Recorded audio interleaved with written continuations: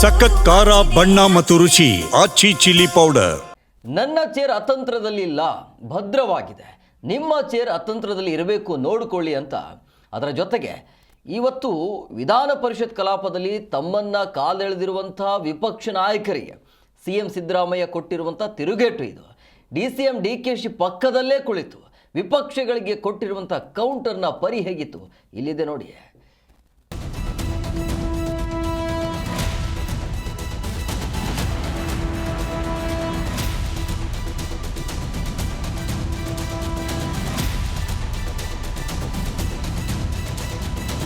ಹಿಂದ್ಗಡೆ ನಿಂತ್ಕೊಳ್ಳೋಕ್ಕೂ ಕಷ್ಟ ಆಗ್ತದೆ. ಸ್ವಲ್ಪ ಇದಕ್ಕೆ ಜರುಗಿಸಿ ಇದನ್ನ ಚೇರ್. ಬೆಳಗಾವಿ ಸುವರ್ಣಸೌಧದಲ್ಲಿ ನಡೆಯುತ್ತಿರುವ ವಿಧಾನಮಂಡಲ ಅಧಿವೇಶನದಲ್ಲಿ ವಿಪಕ್ಷಗಳು ಆಡಳಿತ ಜಟಾಪಟಿಯ ನಡುವೆ ಹಲವು ಸ್ವಾರಸ್ಯಕರ ಸನ್ನಿವೇಶಗಳಿಗೆ ಸಾಕ್ಷಿಯಾಯಿತು. ಪ್ರಶ್ನೋತ್ತರ ಕಲಾಪದಲ್ಲಿ ರಾಜ್ಯದಲ್ಲಿ ಖಾಲಿ ಇರುವ ಸರ್ಕಾರಿ ಹುದ್ದೆಗಳ ಬಗ್ಗೆ ಮುಖ್ಯಮಂತ್ರಿಗಳ ಗಮನ ಸೆಳೆದರು. ಹನುಮಂತ ನಿರಾಣಿ ಪ್ರಶ್ನೆಗೆ ಉತ್ತರ ನೀಡಲು ಮುಂದಾದ ಮುಖ್ಯಮಂತ್ರಿ ಸಿದ್ದರಾಮಯ್ಯ, ಇಕ್ಕಟ್ಟು ಇಲ್ಲಿ, ಚೇರ್ ಹಿಂದೆ ಸರಿಸಿ ಅಂತ ಪರಿಷತ್ ಸಿಬ್ಬಂದಿಗೆ ಹೇಳಿದರು. ಮಧ್ಯ ಪ್ರವೇಶಿಸಿದ ವಿಪಕ್ಷ ನಾಯಕ ಜಲವಾದಿ ನಾರಾಯಣಸ್ವಾಮಿ, ನಿಮ್ಮ ಚೇರ್ ಅತಂತ್ರದಲ್ಲಿದೆ ಅಂತ ಹೇಳಿದ್ರು ಸರ್ ಅಂದ್ರು. ಕೂಡಲೇ ತಿರುಗೇಟು ಕೊಟ್ಟ ಸಿಎಂ ಸಿದ್ದರಾಮಯ್ಯ, ನನ್ನ ಚೇರ್ ಅತಂತ್ರದಲ್ಲಿಲ್ಲ, ನಿಮ್ಮ ಚೇರ್ ಅತಂತ್ರದಲ್ಲಿದೆಯಾ ನೋಡ್ಕೊಳ್ಳಿ, ನಮ್ಮ ಚೇರ್ ಗಟ್ಟಿಯಾಗಿದೆ, ಏನು ಆಗಿಲ್ಲ ಅಂತ ಗುಡುಗಿದ್ರು. ಯಾಕೋ ಚೇರ್ ಅತಂತ್ರದಲ್ಲಿದೆ ಅಂತ ಹೇಳಿದ್ರು.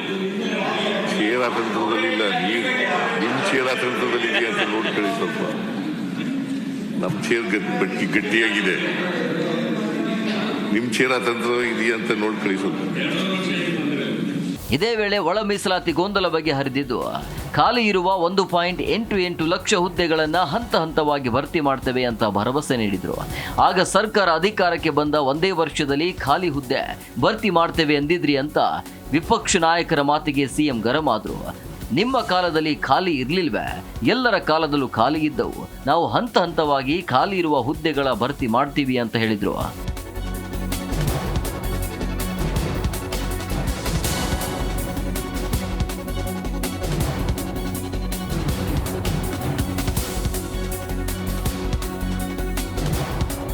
ಕ್ರೀಡಾ ಕ್ಷೇತ್ರದಲ್ಲಿ ಸಾಧನೆಗೈದವರಿಗೆ ಉದ್ಯೋಗ ನೇಮಕಾತಿಯಲ್ಲಿ ಮೀಸಲಾತಿ ಕೊಡಬೇಕು ಅಂತ ಕಾಂಗ್ರೆಸ್ ಸದಸ್ಯ ಐವಾನ್ ಡಿಸೋಜಾ ಪ್ರಶ್ನೆಗೆ ಉತ್ತರಿಸಿದ ಸಿದ್ದರಾಮಯ್ಯ, ಈಗಾಗಲೇ ಅರಣ್ಯ ಹಾಗೂ ಪೊಲೀಸ್ ಇಲಾಖೆಯಲ್ಲಿ 3ರಷ್ಟು ಮೀಸಲಾತಿ ಇದೆ, ಇತರ ಇಲಾಖೆಗಳಲ್ಲೂ 2ರಷ್ಟು ಮೀಸಲಾತಿ ಕೊಡ್ತೇವೆ ಅಂತ ಹೇಳಿದರು.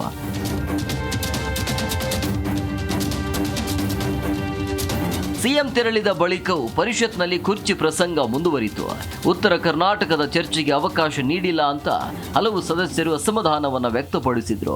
ಆಗ ಸಮಸ್ಯೆ ಬಗೆಹರಿಸಿ ಅಂತ ಸೂಚನೆ ನೀಡಿದ ಸಭಾಪತಿ ಹೊರಟ್ಟಿ ಚರ್ಚೆಗೆ ತೆರೆ ಎಳೆದ್ರು. Janardhan Hebbar, Zee Kannada news, Belagavi.